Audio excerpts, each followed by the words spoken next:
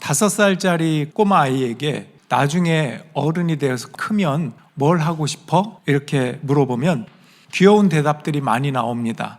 나중에 어른 돼서 크면 마트에 가서 젤리를 한 박스 사서 남 안 주고 나 혼자서 하루 종일 먹을 거예요. 이런 수준으로 대답을 많이 합니다. 그러니까 아이의 세계관에서 생각할 수 있는 그 행복은 어떤 더 큰 사랑이나 깊은 기쁨 이런 것까지는 아직 알지 못하고 젤리라고 하는 소유에 머물러 있는 경우가 있습니다. 마치 이런 것처럼 우리 어른들도 천국에 대해서, 부활에 대해서 가끔 그런 수준의 질문을 할 때가 있어요. 목사님, 우리가 천국에 가면 남편과 지금의 아내와 또 같이 살아야 되나요? 이렇게 질문하는 경우가 가끔 있어요. 가끔. 그러면 그런 질문을 할 때 제가 표정을 보면 또 지금도 그렇고 기대감을 가지고 생각하는 분도 있고, 아이고, 남편과 아내와 거기서도 살면 그게 천국일까요, 목사님? 이렇게 유머 있게 대답하는 분도 있습니다. 우리는 천국을 우리가 이 땅에서 살아가는 세계관 또는 그 연장선에서 생각하는 경우가 종종 있습니다. 세상적인 관념으로 상상을 한다는 것입니다. 본문에 등장하는 사두개인이 바로 그러한 예시입니다. 사두개인이 그랬어요. 당시 종교 엘리트였던 사두개인들은 부활을 믿지 않았어요. 예수님에게 어떤 덫을 놓으려고 다가와서 묻습니다. 가상의 시나리오를 꾸미고 와서 예수님이 대답 못할 것이다. 덫을 놓은 거예요. 결국은 부활을 부정하게 돼 있어. 이런 결론을 갖고 예수님한테 질문하는 거예요. 예수님, 모세 율법에 보면 형이 자식 없이 죽으면 동생이 그 형수와 결혼해서 자식을 낳아주게 되어 있습니다. 그런데 7 형제가 다 그 형수와 결혼했지만 자식 없이 모두 다 죽었어요. 그 여자도 죽었습니다. 그리고 부활해서 천국에 갔을 때 그 여자는 7 형제 중에 누구의 아내가 되는 것입니까? 이런 질문이었어요. 사두개인들은 스스로 빠져나갈 수 없어, 이거는 날카로운 질문이다 이렇게 생각을 했을 것입니다. 그런데 일단 가상의 시나리오임에도 불구하고 그 이야기 속에는 그 당시 여인을 바라보는 남자들의, 특히 사두개인들의 인식이 담겨 있어요. 그 당시 여자의 삶을 하나도 생각하지 않는 폭력성이 숨어있는 비유예요. 왜냐하면 이 여자 입장에서만 생각해 봅시다. 남편의 장례식을 7번이나 치렀고 7번이나 과부가 되었습니다. 그리고 그 당시 사회에서 자식이 없다, 자식이 없이 그렇게 살아간다고 하는 그 여인에게 얼마나 많은 손가락질이 있었겠습니까? 가문의 대를 잇기 위한 어떤 기계처럼 취급당하는 여인이지 않습니까? 그 비유 속에 이런 폭력성이 있습니다.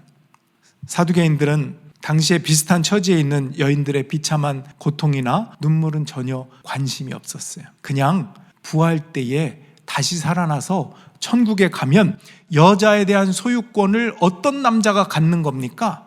여기에 관심이 있었고, 이런 복잡한 소유권 때문이라도 부활은 없는 게 아니냐, 이 말을 하고 싶었던 거예요. 그래서 부활은 없지요. 예수님의 대답을 기다립니다. 예수님은 이렇게 대답하셔요. 12장 24절 25절에 보면 예수께서 그들에게 말씀하셨다. 너희는 성경도 모르고 하나님의 능력도 모르니까 잘못 생각하는 것이 아니냐. 사람이 죽은 사람들 가운데서 살아날 때는 장가도 가지 않고 시집도 가지 않고 하늘에 있는 천사들과 같다. 이것은 무슨 말이냐면 천국은 너희의 연장된 소유욕이 있는 곳이 아니다. 이 여인은 독립적이고 자유롭고 사랑받는 존재로 서는 사람으로 하나님 앞에 설 것이다. 마치 천사와 같이. 비유에 나오는 여인이지만 그렇게 예수님 말씀하시는 거예요. 장가도 시집도 이 세상의 고통과 아픔 속에 묶여 있는 게 아니라 하나님 앞에 사랑받는 그 존재로, 그러니까 어떤 인간관계 연장선이 아니라 하나님과의 관계로 서는 것이 천국이고 부활의 삶이다. 이 말씀을 하시는 것입니다. 자, 여기까지는 따라오셨죠? 이제부터 제가 좀 걱정이 됐었어요. 여기부터 좀 어려워집니다. 여러분들이 지금 따라오면서 이해하실 수도 있고요, 이해 못할 수도 있어요. 그러나 시간이 지났을 때 여러분의 때에 하나님이 또 은혜를 주시고 깨닫게 하실 때가 있을 거예요. 그러니까 저는 편하게 얘기할 겁니다. 이해하지 못하는 것 같아도 제가 실망하지 않고 계속 나가보겠습니다. 자, 하나님은 살아있는 자의 하나님이다 라고 하시는 말씀 중에서 하시는 말씀입니다. 마가복음 12장 26절 27절 죽은 사람들이 살아나는 일에 관하여는 모세의 책에 떨기나무 이야기가 나오는 대목에서 하나님께서 모세에게 어떻게 말씀하셨는지를 너희는 읽어보지 못하였느냐. 하나님께서는 모세에게 말씀하시기를 나는 아브라함의 하나님이요 이삭의 하나님이요 야곱의 하나님이다 하시지 않으셨느냐. 하나님은 죽은 사람들의 하나님이 아니라 살아있는 사람들의 하나님이시다. 너희는 생각을 크게 잘못하고 있다. 자, 이 대답이 일단 놀라운 점은 사두개인들이 그렇게 좋아하는 모세 오경 중에 나오는 출애굽기 3장에 나오는 말씀을 예수님이 인용하셨다는 데 있습니다. 여기 보면 떨기나무 이야기가 나오는 대목에서 그게 출애굽기 3장의 이야기예요. 한번 보여주세요. 예수님이 이 말씀을 인용하신 거예요. 하나님이 모세에게 대답하셨다. 나는 곧 나다. 너는 이스라엘 자손에게 이르기를 나라고 하는 분이 너를 그들에게 보냈다고 하여라. 너는 이스라엘 자손에게 이르기를 여호와 너의 조상의 하나님 곧 아브라함의 하나님 이삭의 하나님 야곱의 하나님이 나를 너희에게 보내셨다 하여라. 여기 보면 영어 표현에도 좀 눈길이 가죠. I am who I am 그런 표현이 있고 한 두 번째 줄에 보면 I am이라고 영어 표현으로는 원문의 의미를 살리느라고 대문자로 썼어요. 저는 이게 좋더라고요. I am 이라고 하는 게 여호와의 뜻입니다. 나는 나다 할 때 I am 나는 이다. 나는 스스로 있는 자다. 이게 사실은 여호와 그 이름의 뜻입니다. I was가 아니고 I am이에요. 항상 현재형입니다. 아브라함의 하나님이었다. 이삭의 하나님이었다. 아니에요. 아브라함의 하나님이다. 여기에도 I am 이렇게 들어가는 거예요. 하나님께는 모든 것이 다 현재고 영원입니다. 우리 입장에서는 과거, 현재, 미래가 있는 건데 하나님 입장에서는 다 현재예요. 그리고 영원입니다. 다시 말하면 아브라함, 이삭, 야곱 하나님 안에서 현재도 살아있다 그런 뜻이에요. 우리가 볼 때 죽은 그들도 하나님 안에서 지금 그리고 영원히 살아있다 그런 뜻이 되는 것입니다. 자, 요한복음에 보면 하나님, 여호와, I am이라고 하는 표현을 예수님이 당신 자신에게 쓰셔요. 요한복음 8장 24절을 한번 제가 읽어보겠습니다. 내가 곧 나임을 너희가 믿지 않으면 너희는 너희의 죄 가운데서 죽을 것이다. 저 말은 내가 하나님이다 그런 뜻입니다. 그래서 이 말씀을 반대로 뒤집으면 내가 곧 나임을 너희가 믿으면 너희는 내 안에서 영원히 산다. 영생, 현재로 영원히 산다. 영생은 우리가 흔히 오해하기 쉬운 게 죽어서 영원히 산다 이렇게 오해할 수 있는데 성경은 그렇게 말하지 않습니다. 예수님을 믿고 아는 그 순간부터 너의 삶은 영원하다. 요한복음 17장 3절에 읽어보겠습니다. 영생은 오직 한 분이신 참 하나님을 알고 또 아버지께서 보내신 예수 그리스도를 아는 것입니다. 여기서 안다고 하는 표현을 성경은 그냥 지식적으로 아는 게 아니라 관계적으로 안다라고 몇 번 말씀드린 적이 있는데요. 영원한 I am이신 주님을 알므로 인해서 지금 이 순간부터 영원을 산다 그런 뜻입니다. 그거 봐요. 제가 어렵다고 했잖아요. 네, 따라오시는 분은 따라오고 계시죠? 이렇게 성경에서 또는 예수님께서 너희가 믿음을 가지고 있으면 I am이 나인 것을 알 것이고 사실 제가 소개하지 않았지만 요 뒤에 가보면 예수님께서 한 번 더 말씀하세요.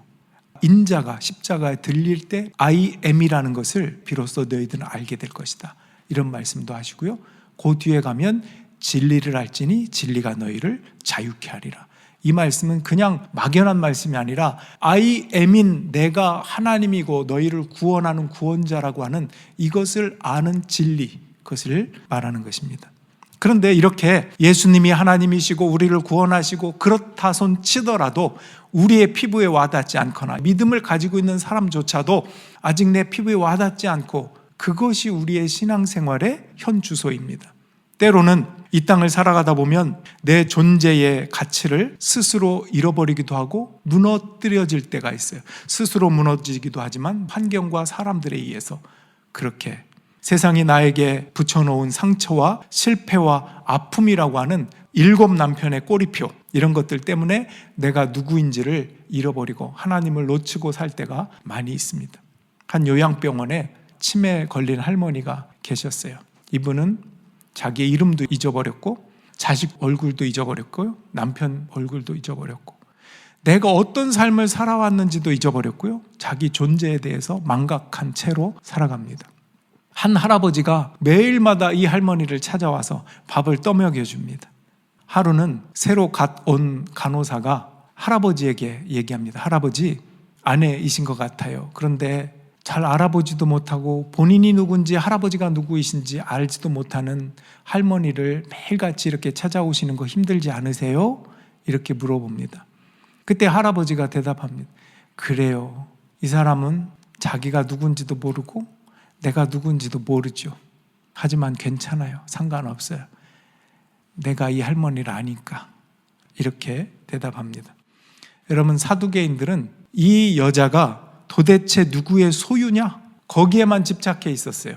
근데 예수님은 반대로 얘기하세요. 마치 그 비유 속에 나오는 여인에게 말씀하시듯이, 그리고 오늘날 우리에게도 말씀하시는 거예요.